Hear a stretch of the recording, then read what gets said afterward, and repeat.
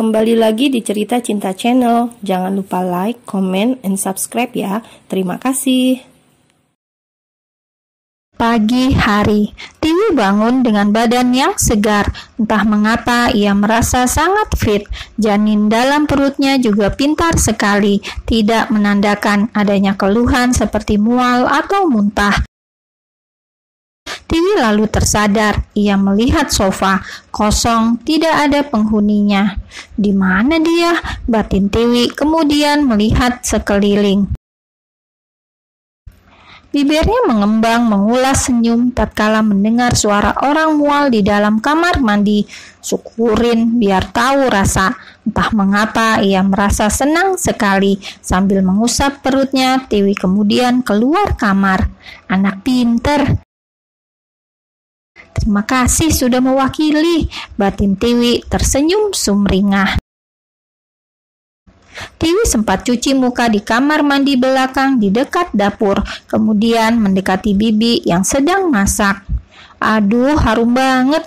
Masak apa, Bi? Tanya Tiwi sambil menelan ludah. Tiba-tiba ia menjadi lapar sekali. Udang saus hani, Non. Bibi kemudian melanjutkan masak sambil menjawab wawancara dari nona mudanya itu.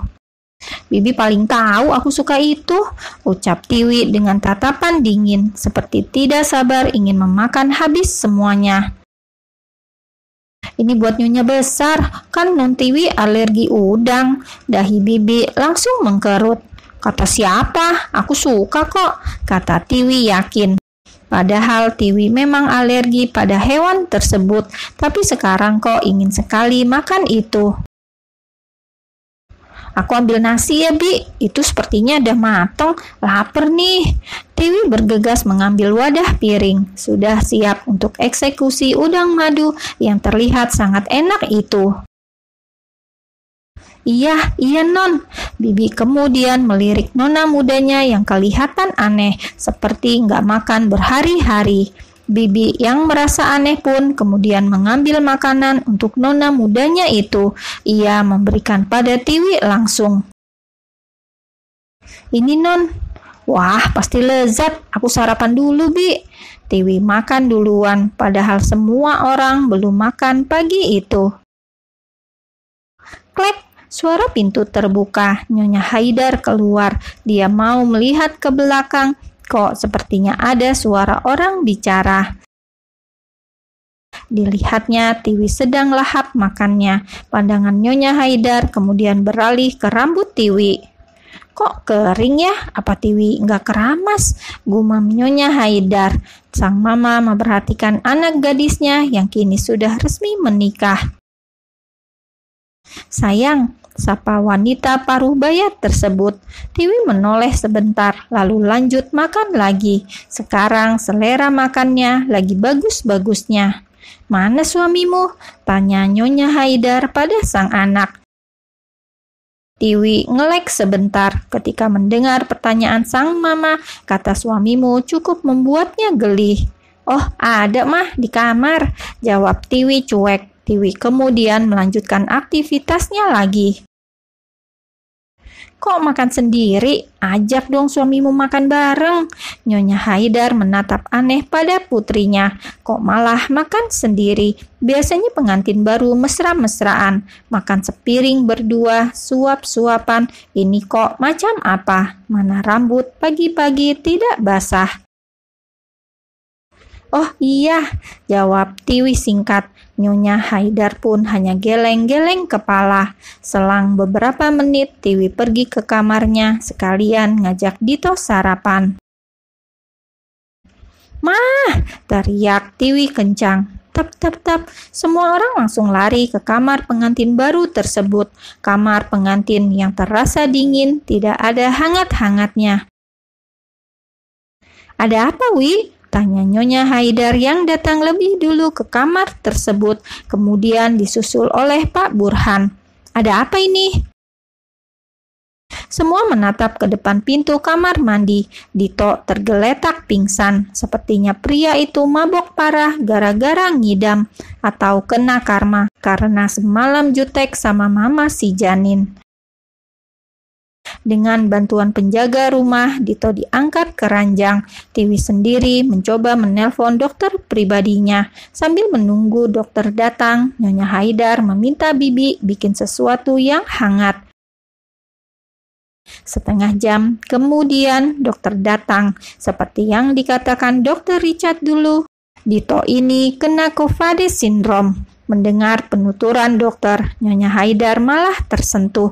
Ia merasa Tiwi nggak salah menikahi Dito. Sedangkan Tiwi, ia tidak banyak komentar. Lagian dia masih sakit hati karena sikap Dito semalam. Semua orang telah pergi. Kini hanya Dito dan Tiwi dalam kamar. "Nih, makan, minum obatnya," kata Tiwi kemudian duduk di sofa. Tiwi jadi dingin. Ia membalas perlakuan pria tersebut. Dito melirik masam.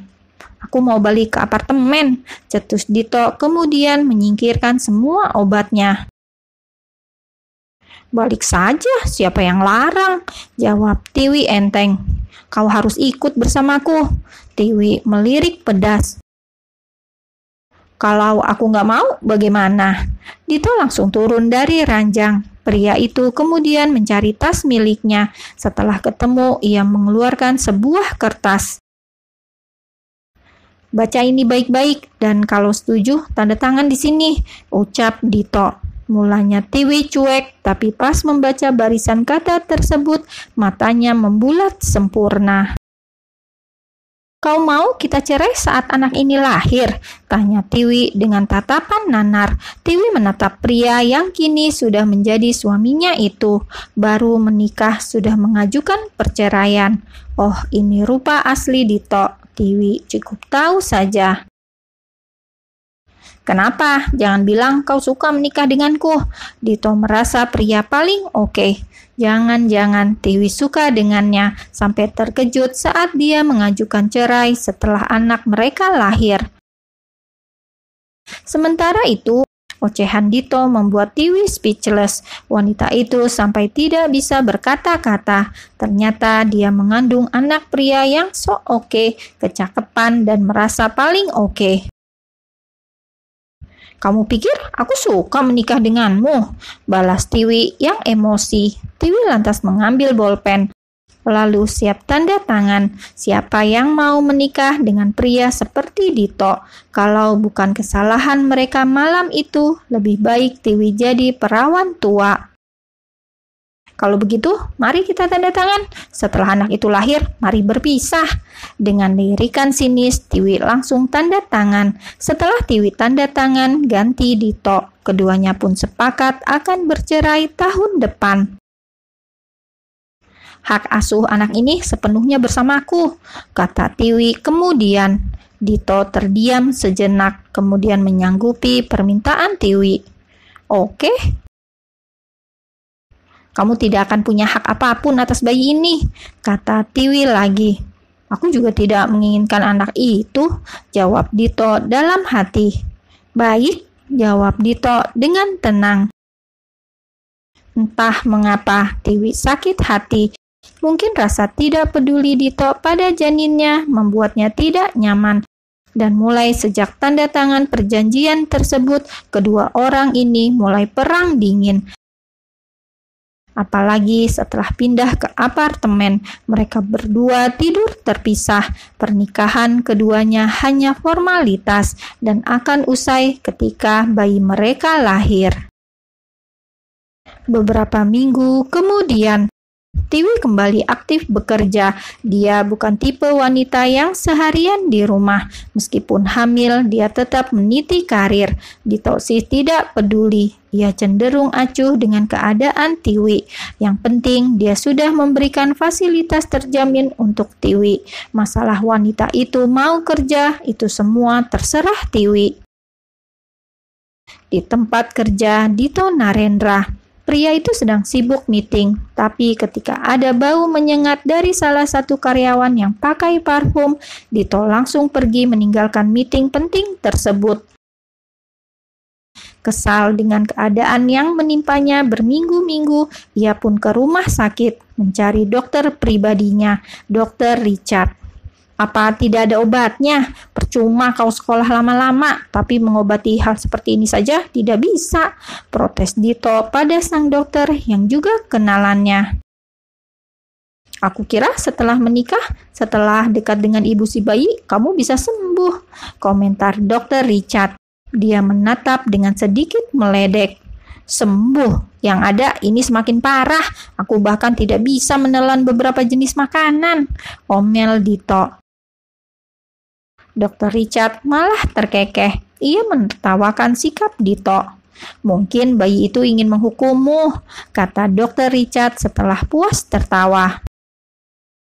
Aku rasa hal sia-sia adalah datang padamu, cetus Dito kemudian meninggalkan ruangan Dr. Richard. Di luar sana, sang sekretaris sudah menunggu. Mereka pun langsung pergi dari rumah sakit. Kita mau kemana, Tuan? Tanya Samuel. Apartemen, kata Dito. Baik, mobil pun mulai melaju. Hari itu Dito pulang ke apartemen dengan perasaan suntuk. Seharian ia dibuat mual. Begitu masuk, dia langsung ke kamar merebahkan tubuhnya. Tidak lama kemudian, Tiwi datang. Bumil cantik tersebut pulang dengan membawa buah durian. Aneh, selama ini Tiwi kurang suka. Namun, tadi waktu mampir ke supermarket, dia tergiur dengan daging durian yang sangat meresahkan, tebal dan harum sekali. Alhasil, dia pun pulang membawa 2 kotak durian yang sudah dikupas kulitnya. Belum ganti baju, dia hanya meletakkan tasnya di sofa, kemudian cuci tangan, lalu langsung membuka plastik yang menutupi buah durian tersebut. Seketika aroma wangi durian memenuhi apartemen. Apa yang kau lakukan? Tanya Dito sambil menutup hidung dengan tangan. Ya makanlah, jawab Tiwi ketus. Singkirkan benda itu, sentak Dito kasar. Kenapa sih kamu ini? Omel Tiwi, lalu memakan durian di depan suaminya secara live. Bruak, Tiwi terhenyak. Ia kaget bukan main ketika Dito melempar buah itu ke dalam tong sampah bersih yang ada di dekat sana. Kamu gila, teriak Tiwi marah. Kamu yang gila, ini tempat tinggal aku. Kamu ikuti peraturan di tempat ini. Dito juga tak kalah marah. Merasa Dito sangat keterlaluan, Tiwi langsung keluar apartemen tanpa membawa apapun.